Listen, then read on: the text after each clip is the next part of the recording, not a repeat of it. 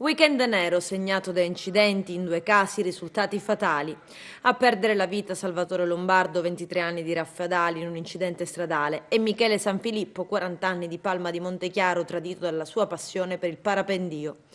Sabato sera in contrada alle Colonie, all'ingresso di Raffadali, lo scontro frontale, per cause che dovranno essere accertate e ricostruite dai carabinieri. 2 autovetture, una Fiat Punto con a bordo 4 giovani e una Ford Fiesta guidata da un anziano. L'impatto è stato frontale e terribilmente violento, le utilitarie si sono accartocciate, i soccorritori del 118 non sono riusciti immediatamente ad estrarre i feriti.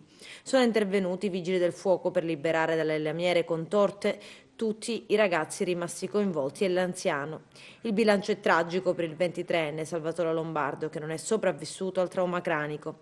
Raffadali è sotto shock. Il sindaco Silvio Cuffaro ha già deciso, il giorno dei funerali sarà lutto cittadino.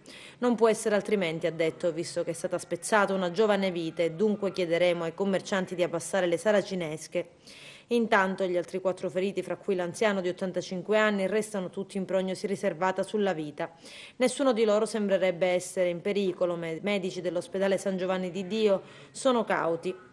E da una tragedia all'altra, un appassionato di parapendio, Michele Sanfilippo, 40 anni, imprenditore, è morto dopo essere partito da località Punta Pizzo Falcone a Palma di Montechiaro. Si era lanciato sabato pomeriggio scorso da Torre San Nicola e non vedendolo rientrare all'imbrunire, familiari ed amici hanno lanciato l'allarme. La polizia lo ha cercato lungo la costa da Palma di Montechiaro a Porto Empedocle, la Guardia Costiera ha fatto lo stesso per mare con alcune motovedette e un elicottero del nucleo aereo di Catania. A ritrovarlo sono stati familiari, amici, una pattuglia di carabinieri e la protezione civile. L'uomo è apparso subito in gravi condizioni, è stato portato all'ospedale San Giovanni di Dio, dove i medici alle 5 ne hanno dichiarato la morte.